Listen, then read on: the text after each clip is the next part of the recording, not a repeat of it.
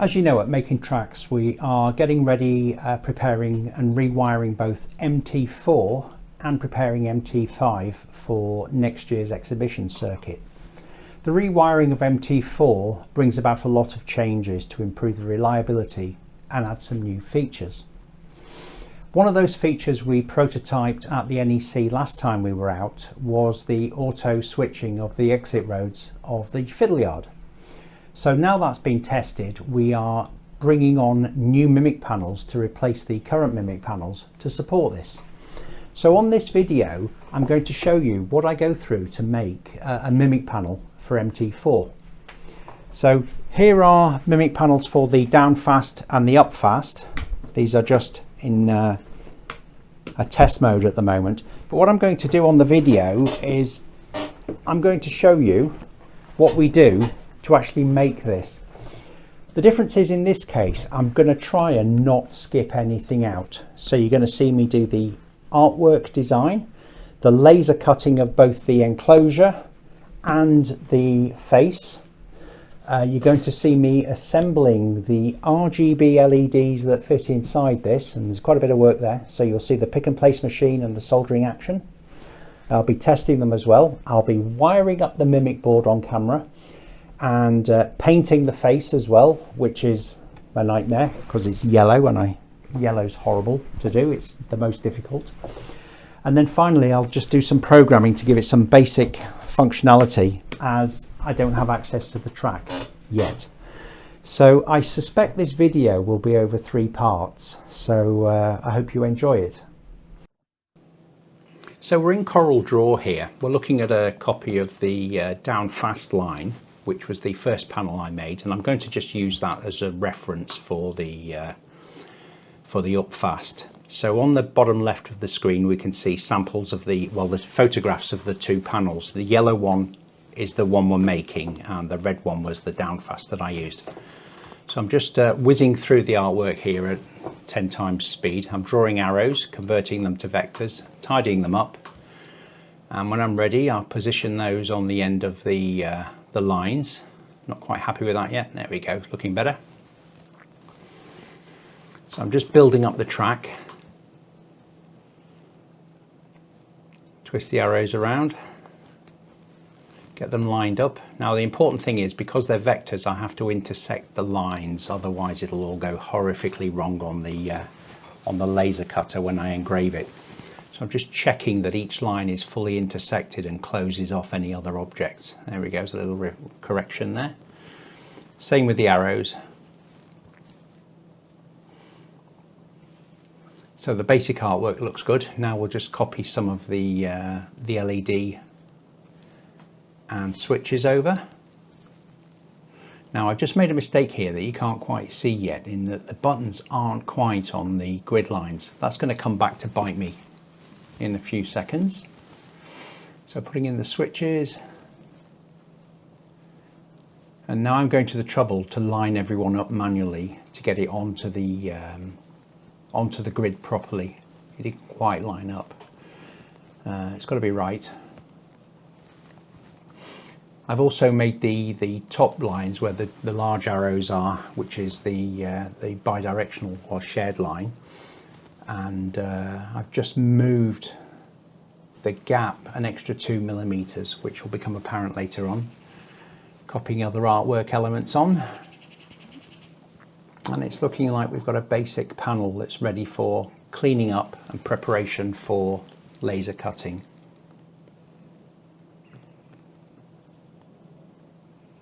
So now I'm cleaning the artwork up and getting it to look properly. It's all manual. Every single one has to be done manually. I've played with macros and all sorts of things, but there is no way to automate this that I can find anyway. We've got the little power bank there with 8 power monitors that will be displayed. And I'm also making sure that the artwork goes on the right layers. There's an MDF layer and there is a fascia layer as well. So now we've done the basic design work for the panel. It's time to bring it to the laser and cut it out. I'll show you how I calibrate and clean the lenses on the laser and the mirrors, and then you can see the process all the way through, start to finish. IPA solvent. So first of all, I'm going to spray this mirror down here.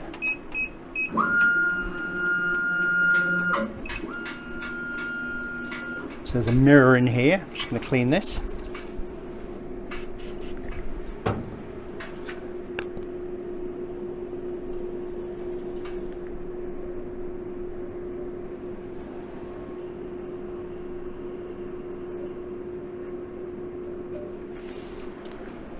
And now we can take the main head apart. So we need a screwdriver. Here's one.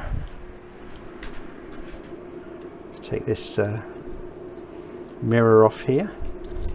Remove the mirror by pushing it out. Here's a little mirror. Give that a spray.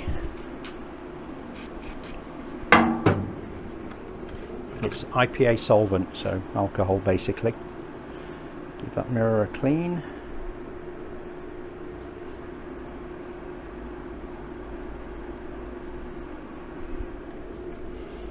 And stick it back in.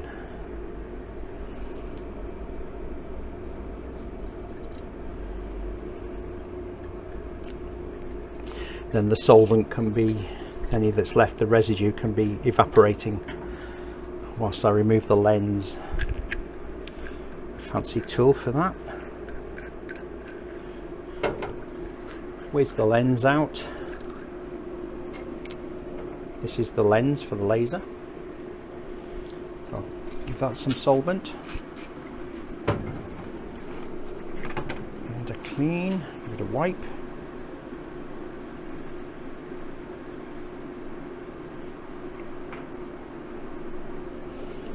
On the other side.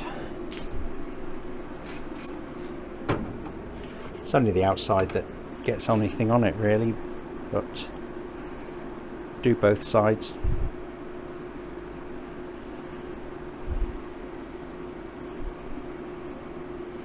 Cool.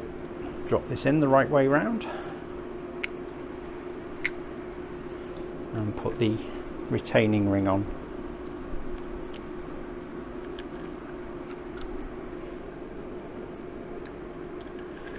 Lock it down, and with that I'm going to change the nozzle. I had this nozzle on which is quite wide. I'm going to change it now for a narrow nozzle. That looks pretty clean, because the narrow nozzle is better suited for the air assist on the wood. Pop that up. This is the air assist line, put that in. And now that's clean. So now we can move on to checking the beam calibration. Put some tape on the top of the first mirror nearest the lens.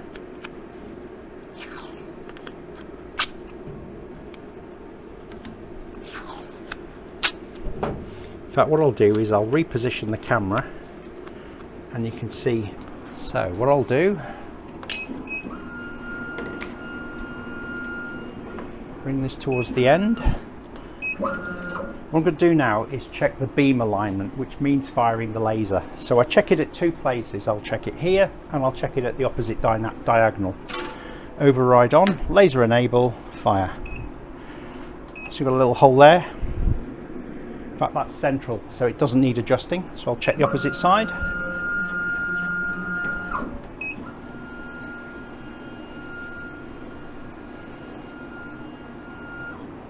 Right, I'm going to fire the beam now. 3, 2, 1, fire. Puff. See that little flame? Right, let's bring this towards me. Let's focus, and I don't know if you can see there, the two laser marks are right inside each other. Can I zoom in? Let's have a go. That's maximum. So this circle here is perfectly lined, which means the beam is hitting correctly around this laser. Now what we do, we test the beam coming out. So I'll put this into the middle of the bed, tape on the bottom and fire again. And then using this mirror, sorry you can't see it, I'll check, a little bit of adjustment, test again. And I'm looking to see that it exits in the center of the hole. Turning the wrong way. And at this point it's a focused laser because it's going through the lens, so I don't want to get my fingers anywhere near it. But the reason I'm wearing the goggles is because I've got an unconstrained beam running around the laser and the safety glass is raised. So that's the laser aligned, focused, beam in the middle, ready to go. So now I can start putting my work on the bed. So this is 4mm MDF. I'm about to cut out the backing for the panel, which will look similar to this one. So we can drop that in.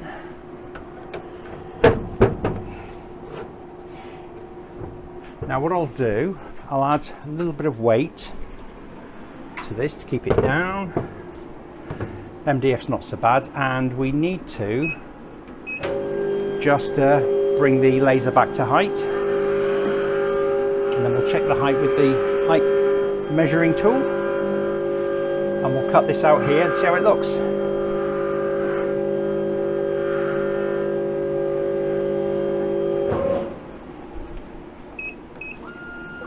So I'm going to put the suction fan on.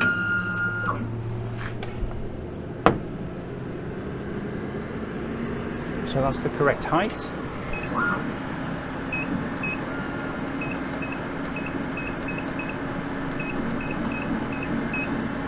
I've downloaded the job to the laser. Let's just test it.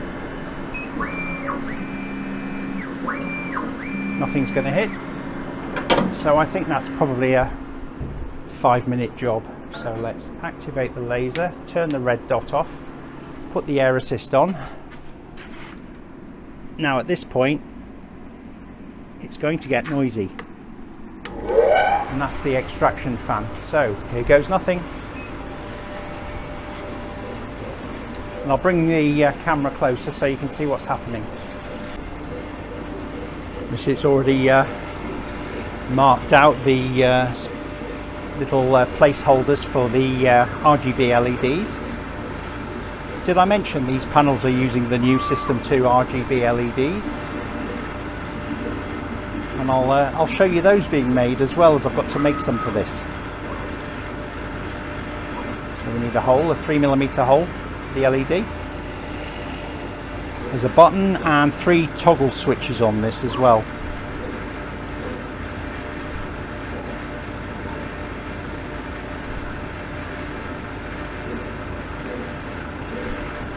Never gets old watching this.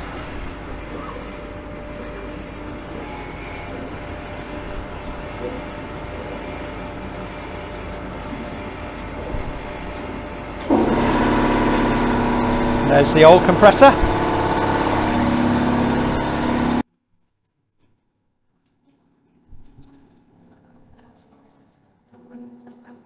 Bit of a beast. Makes up racket. Good job I've no neighbours.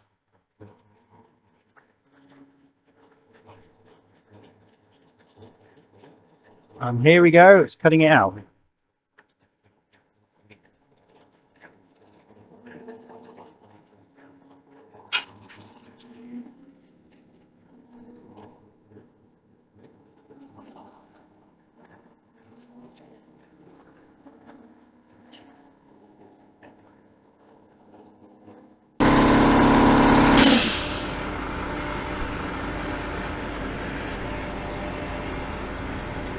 And just like that, the MDF is done. I wish the fascias were this quite quick. I'll take about 40 minutes to cut the fascia. Right. Oh yes, there's the 3 countersunk holders for the toggle switches. Countersunk, recessed I mean to say. There's the third one.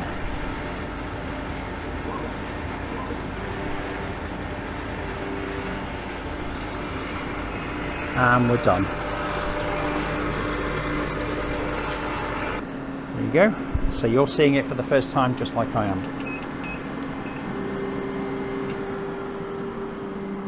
Oh, it's going to go quiet in here now. So this is where I tell you everything's gone perfect and it's an absolutely brilliant job.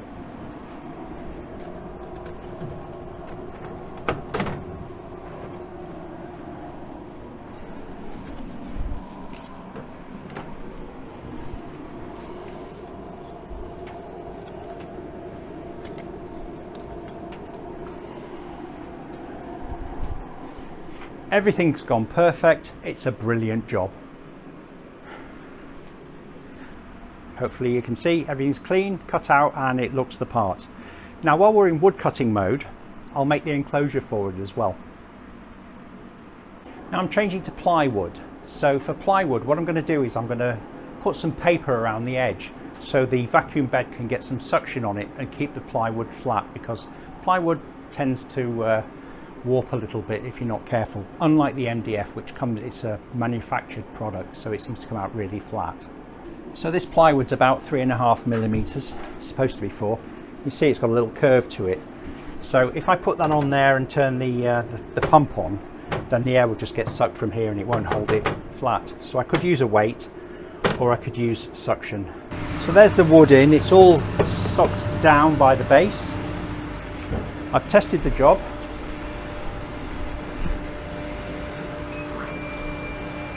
Nothing's going to hit, fits perfectly. And let's go. Here we go. The all-important logo.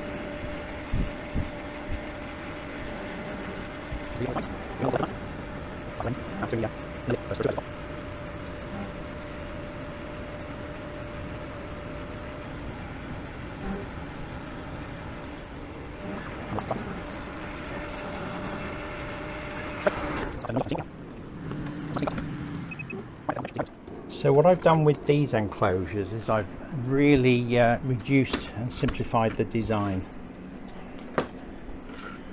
Speed of assembly. Nice logo. And back logo. That's the back piece.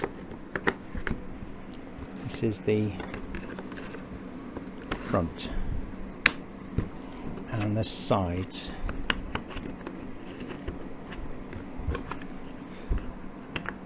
So what I'll do, I'll glue this up. I'm sure you've seen this before, so I'll show you again. I like PVA for these because it provides a good filler as well. Hopefully you can see.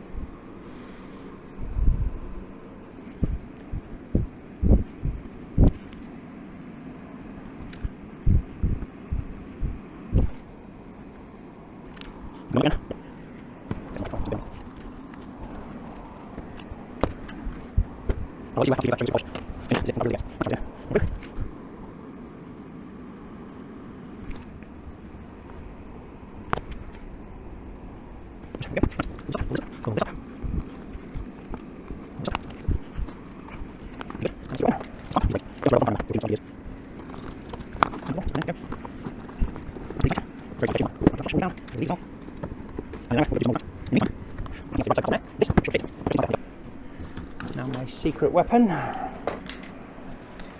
this clamp. These are great. Don't ask me where I got them from, I can't remember. They were peanuts, I've had them for years.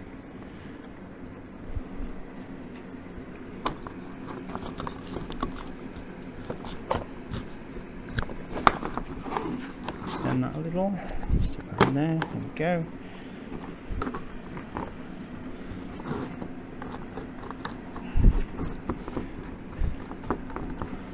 That's pretty tight. That's very tight. Play a tune on that.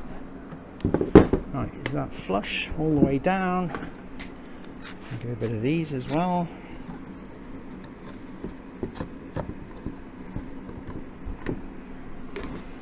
And in an hour we'll be good to do some more with that.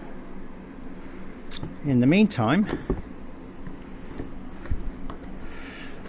we'll find something else to do. Right, so that's on there. This should fit just inside there, and it does. It falls all the way through, which is perfect.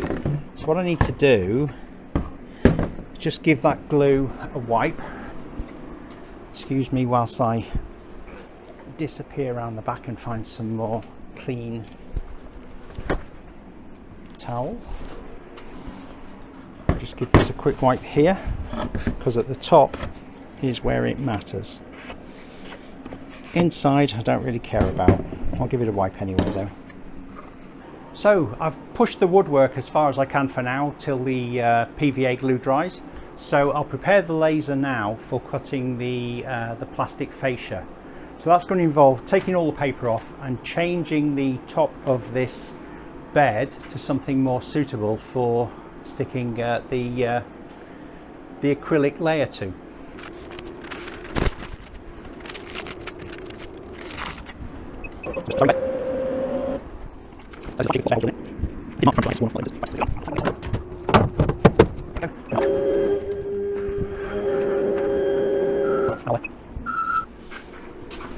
So this is a flat sheet with lots of air holes drilled in it.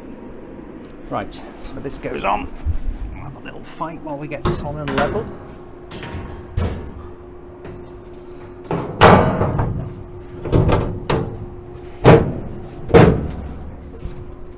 There we go. Bring that up.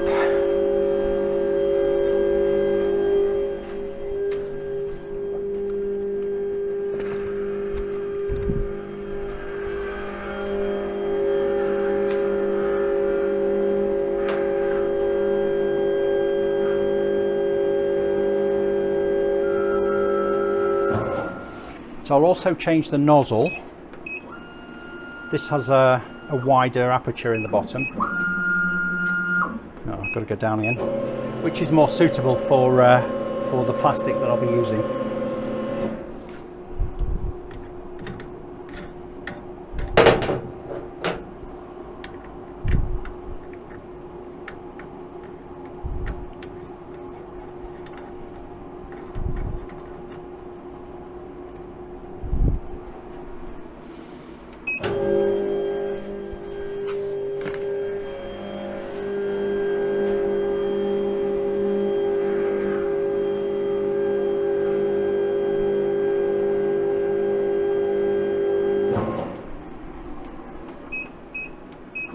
Right, let's try and find some material. Check everything is clear of objects. Don't want the focus to go out.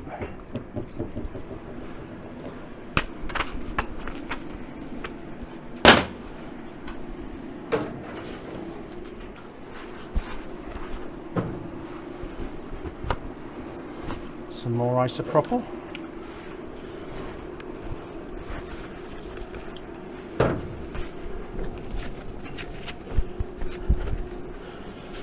Good wipe. Get that clean. These are we're cutting this in reverse, so it's cutting from behind. So I'll line this up about here. Looks good.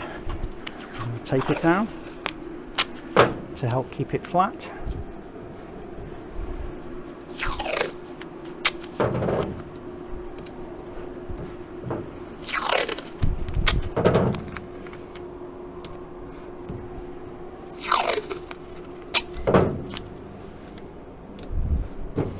Vacuum. So this job's going to take about 45 minutes. Let's line everything up. Check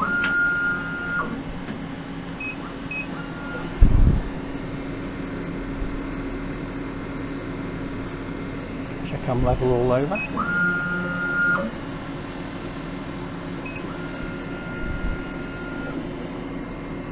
Yeah, it's looking good.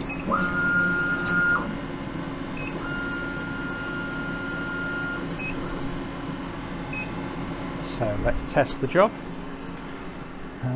Test. Oh, it's down. So I'll download the job first. Can't remember if I did that before. Thunk.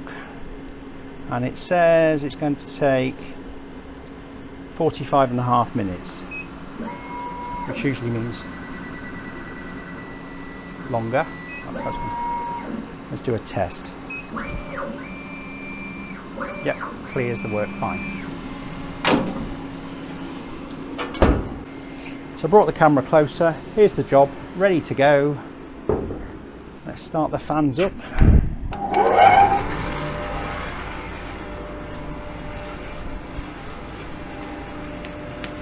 And let it start engraving.